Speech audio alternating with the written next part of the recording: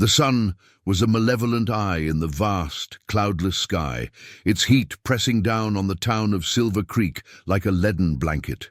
Eleanor Vance stumbled along the main thoroughfare, the worn leather of her boots scraping against the baked earth. Every step was a testament to her exhaustion, every breath a shallow, painful gasp. The town itself was a collection of splintered wood buildings, their faded facades telling stories of forgotten dreams and hard-won survival.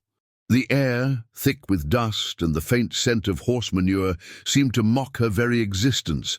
5-year-old Lily, a tiny, silent figure, held her hand with a grip that was both a plea for comfort and a lifeline. Lily's small face was smudged with dirt, her eyes wide and listless, a silent accusation of Eleanor's inability to provide. They were at the end of their tether, their wagon broken and abandoned on the trail, their last coins long spent. In the center of the town, standing out like a bruise, was the Silver Dollar Saloon. Its sign hung crookedly, letters chipped and faded, but the sound of boisterous laughter and clinking glasses was a siren song of warmth and food. Eleanor's stomach clenched with a hunger that was now a physical ache. Pushing aside her pride, a tattered remnant of her former life, she approached the saloon's swinging doors. A large, barrel-chested man with a thick, unkempt mustache was polishing a glass on the porch. This was Silas Thorne, and his eyes, as cold and calculating as a banker's, immediately took in her threadbare dress and Lily's frail appearance. Eleanor cleared her throat, but the sound that emerged was a dry, reedy whisper. "Sir, my daughter and we are in great need. I have no money, but I am a singer. I can perform for your patrons, for a meal, for a loaf of bread, perhaps." Silas Thorne paused his work, a slow, contemptuous smirk spreading across his face. He let out a low, guttural laugh that seemed to echo her own humiliation. "A singer, you say? With a voice like a rusty hinge? Look at you, woman. You look like a ghost that got lost on the way to the grave. This here is a place for hard-working men to let off some steam, not for a beggar to put on a show. The only thing you'll be singing for is the sheriff to get you out of town." A few men inside, hearing the exchange, chuckled and jeered. Eleanor's face burned with a shame so profound it was physical. She held Lily tighter, her entire being screaming to flee. She had known hardship, but this public, cruel mockery was a new kind of low. The world began to sway, the bright, unforgiving sun suddenly dimming to a sickly yellow. A roar filled her ears, and the last thing she remembered was the soft thud of her body hitting the dust. The next sensation was the cool press of a damp cloth on her forehead and the gentle scent of simmering stew. When Eleanor's eyes fluttered open, she found herself in a small, tidy room, the sunlight filtered through a clean window. She was lying on a soft cot, a blanket tucked around her.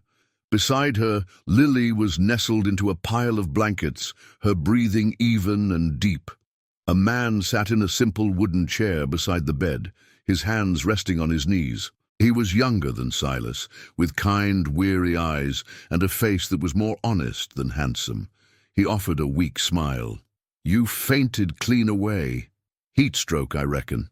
It's a common thing for newcomers." He gestured toward a bowl on a small table. "I took the liberty of getting you some beef stew. It'll put some color back in your cheeks." Eleanor struggled to sit up, her mind hazy. Who are you? And where am I?"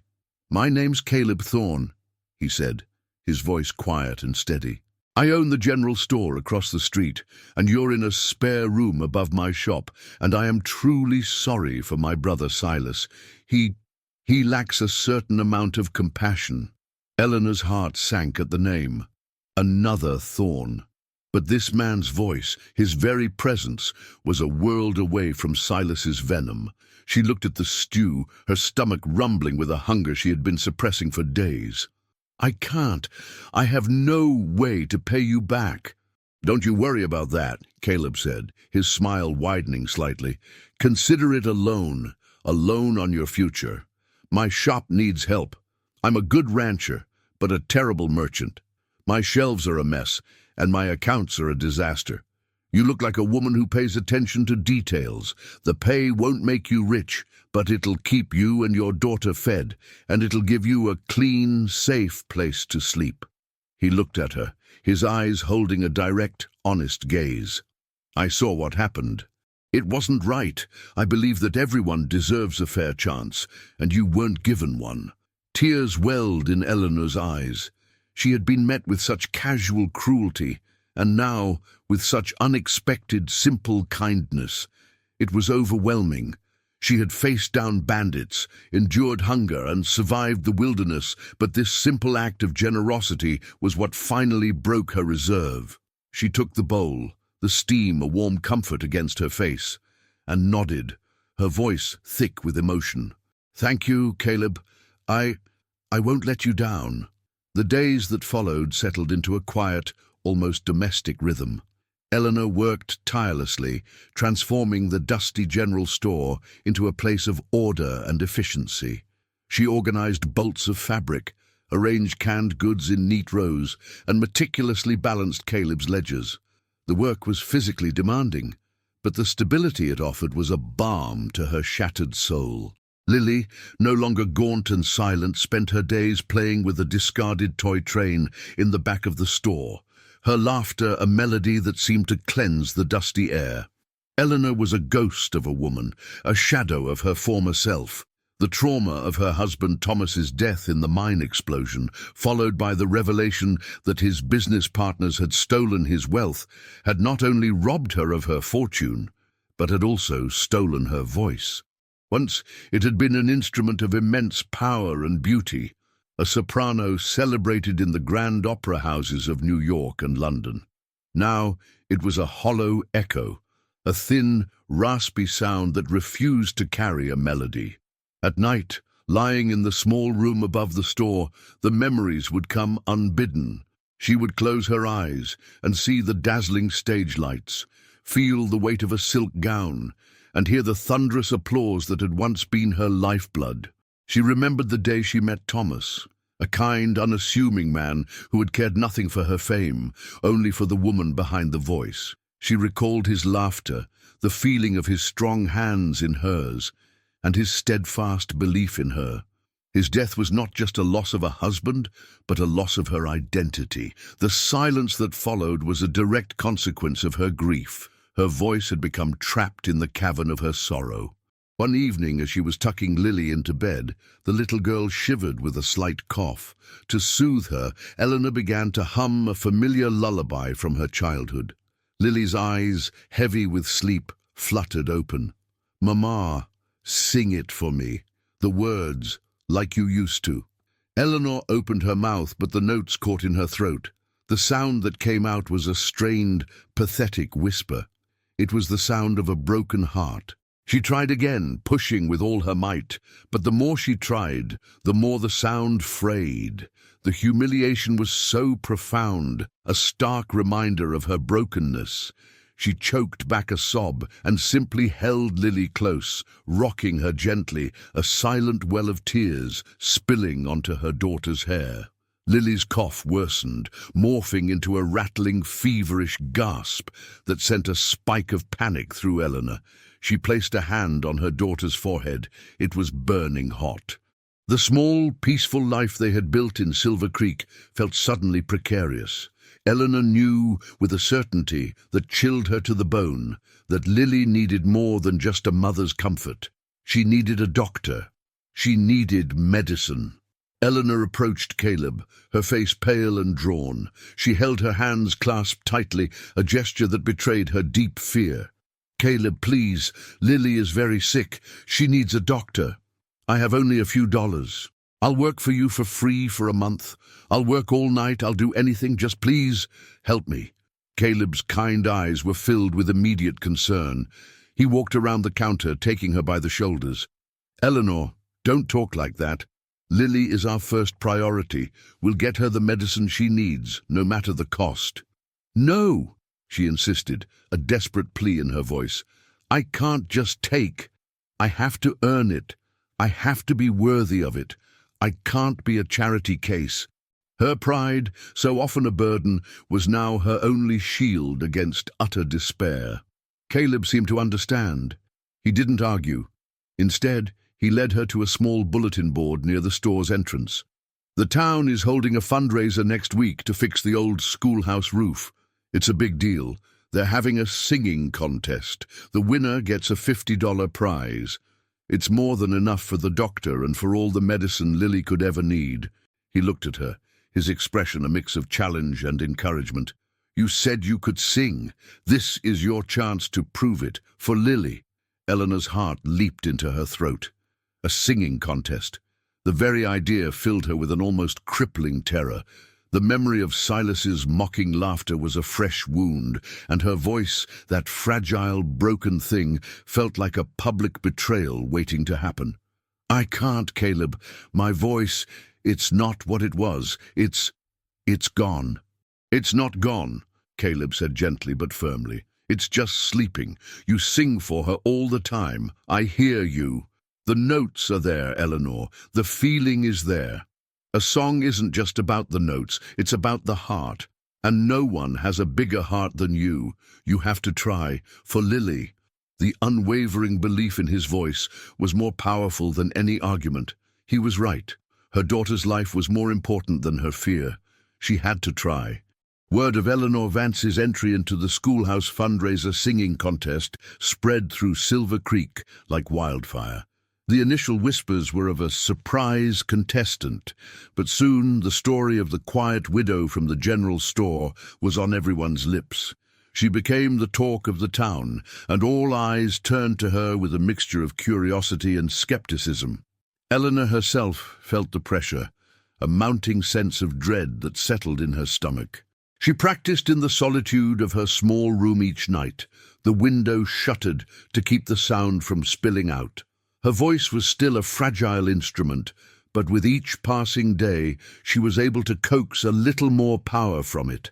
The rusty hinge was beginning to yield. She chose an old folk song, a simple melody about a lone traveler who finds a new home after great loss. It was a song that mirrored her own journey, a quiet lament and a hopeful declaration. She focused on the emotion, on the story she had to tell, rather than the technical perfection she had once strived for. The performance wasn't for fame, it was for her daughter's life, and that gave her a new kind of purpose. Meanwhile, Silas Thorne seethed with a toxic mix of humiliation and fury. He was still the laughingstock of the saloon, a living monument to his own arrogance. The thought of the beggar woman he had scorned now becoming the town's savior was a bitter pill he couldn't swallow. He had to act. He began to spread malicious lies, whispering to anyone who would listen that Eleanor Vance was a fraud. "She's a confidence artist," he would say, his voice low and conspiratorial. "She'll start to sing, then claim her voice is too tired, hoping for the crowd's pity. She'll take the money and be gone with the sunrise." He tried to convince Caleb to pull her from the contest, but Caleb stood his ground. "She has a right to try, Silas. This is honest. Your slander is not." The night of the contest arrived, a cool evening that promised a break from the relentless heat. The town square was packed, a sea of faces illuminated by the soft glow of gas lamps and a roaring bonfire. Eleanor stood in the back, her hands clammy, her heart a drum against her ribs. She saw Silas near the front, a smirk on his face, surrounded by a few of his cronies. His eyes met hers, filled with a sneering confidence that he was about to watch her fail spectacularly. The sight of him, a physical reminder of her lowest point, was all the motivation she needed. She would not only sing for her daughter, but she would sing to defeat him. The host of the contest, the town's mayor, boomed her name into the night air. "And now, our final contestant, Eleanor Vance." A hush fell over the crowd, a palpable sense of anticipation and judgment. Eleanor's legs felt like lead as she walked to the makeshift stage, a simple platform made of wooden crates. She stood under the single lantern, the light illuminating the weariness in her face. The silence was deafening, broken only by the crackle of the bonfire. She took a deep breath. her gaze finding Caleb's reassuring face in the crowd. He gave her a small, encouraging nod. She closed her eyes. For a single, fleeting moment, she saw Thomas's loving face, heard his voice in her memory, telling her to sing, Eleanor. Don't be afraid to sing from the heart. She began to sing. The first notes were tentative, a little shaky. The crowd stirred, some of the more cynical members ready to leave. From the front, Silas let out a small, contemptuous chuckle. But then, something shifted within Eleanor. She stopped trying to be the perfect opera singer and simply became a woman with a story to tell. Her voice, once so fragile, began to rise with a raw, undeniable emotion. It was a voice filled with the pain of loss, the grit of survival, and the fierce, unyielding love for her child. The melody swelled, gaining a strength and richness that seemed to defy the woman who was producing it. The sound was not just a song, it was a revelation. It was a clear, pure soprano, a sound of such heartbreaking beauty that it seemed to fill every nook and cranny of the town square. People stood rooted to the spot, their faces frozen in expressions of awe. The notes soared, each one telling a story of resilience. The little folk song in her hands became a powerful anthem of hope. Silas Thorne's smirk slowly evaporated, replaced by a look of utter gaping shock. He had heard voices, but never one like this. This wasn't the sound of a simple saloon singer, it was the voice of a professional, a legend. He felt the cold realization wash over him like a bucket of ice water. The woman he had mocked, the woman he had told to sing for her bread, was more than just a beggar. She was an artist, the Nightingale of New York. The revelation hit him with the force of a physical blow. He stood there, silent and defeated, as the beautiful melody filled the air. When Eleanor's song ended, the silence in the town square was so profound, it was almost holy. Then a single clap broke the stillness, followed by another and another, until the entire crowd erupted in a thunderous standing ovation. People shouted, their faces beaming with a mixture of awe and pure joy. Eleanor stood on the stage, her own tears blurring her vision. She had not only sung, she had triumphed. As the cheers began to die down, a man stepped out from the back of the crowd, a notebook in his hand and an expression of stunned recognition on his face. He was a traveling journalist named Arthur Finch on assignment from a New York newspaper. He had been covering the westward expansion and had heard a rumor of the contest. As he walked toward the stage, his voice, though not as loud as the applause, commanded attention. "Eleanor Vance!" he called out, his voice ringing with astonishment. "My God, it really is you, the Nightingale of New York!" A collective gasp went through the crowd. Murmurs and whispers erupted like firecrackers. "The Nightingale? I read about her. She was a sensation back east." She disappeared after her husband died in that mining disaster, the famous singer who vanished without a trace.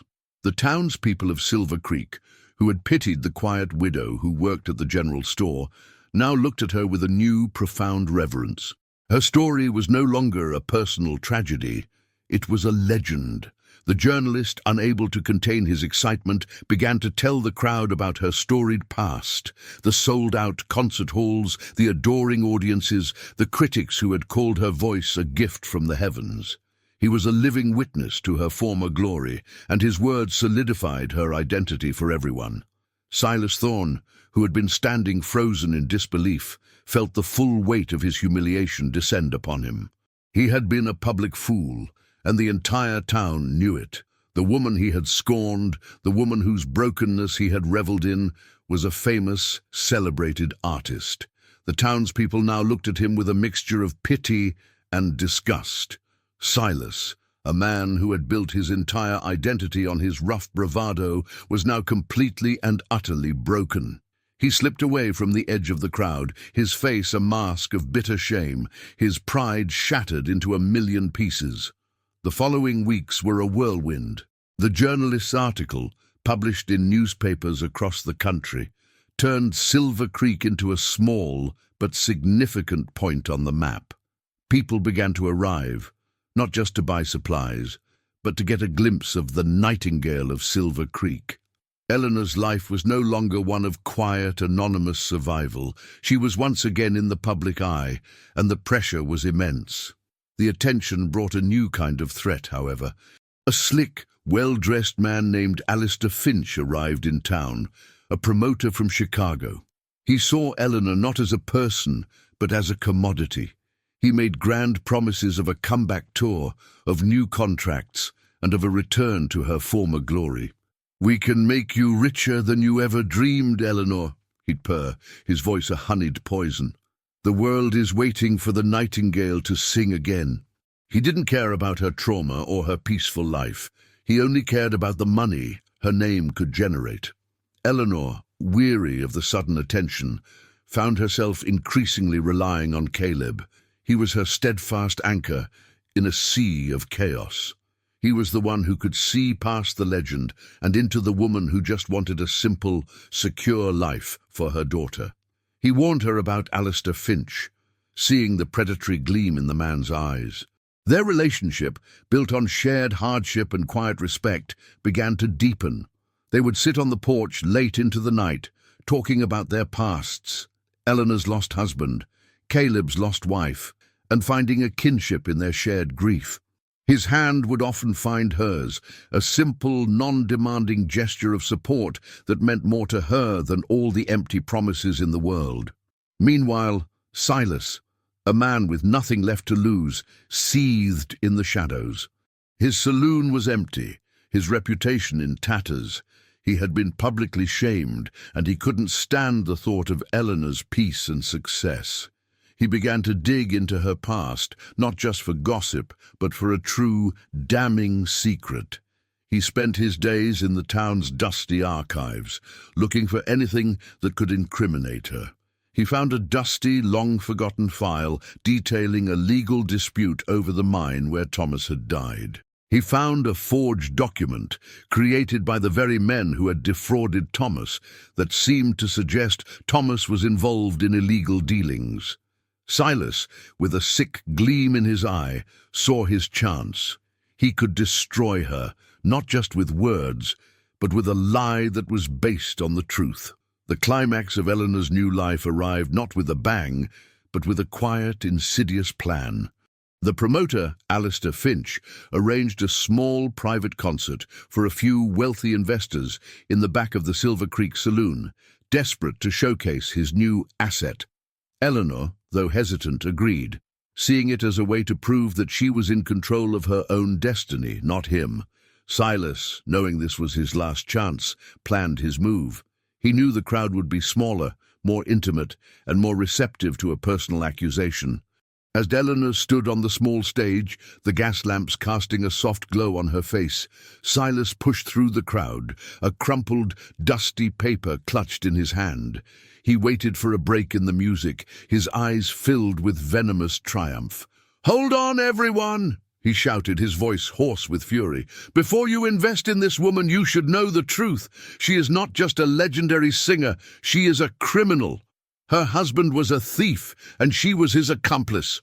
A shocked silence fell over the small crowd. The promoter looked on with a mix of fury and fear, his dreams of a fortune crumbling before his eyes. But Eleanor did not flinch. She stood tall, her gaze fixed on Silas. Her fear had been replaced by a fierce, unyielding resolve. "That's a lie," she said, her voice clear and strong, a testament to her newfound confidence. "You're doing this because you are a coward. You couldn't break me with your cruelty, so now you're trying to break me with your lies. My husband was a good man. He was the victim, not the criminal." At that moment, Caleb stepped forward, holding his own document. "Silas, your game is over. I found this in my family's old records. It's a confession, written by the very men who committed the fraud. They framed Thomas to cover their own greed. Your little forged document is a testament to nothing but your own malice." The crowd turned on Silas, They had seen his true nature. They saw his venomous jealousy and his spite. They had seen Eleanor's grace and her kindness. They knew who to believe.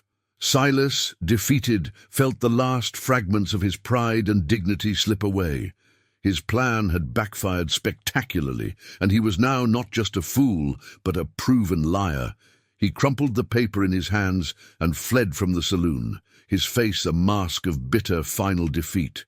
With Silas's final, venomous attempt at sabotage defeated, a true peace settled over Eleanor's life. The promoter, realizing he couldn't control her, left town, seeking new talent to exploit. Eleanor, with the support of Caleb and the townsfolk, decided to put her fame to a new, more meaningful purpose. She opened a small music school in the back of Caleb's general store, its entrance marked by a simple, hand-painted sign, the Silver Creek Music School.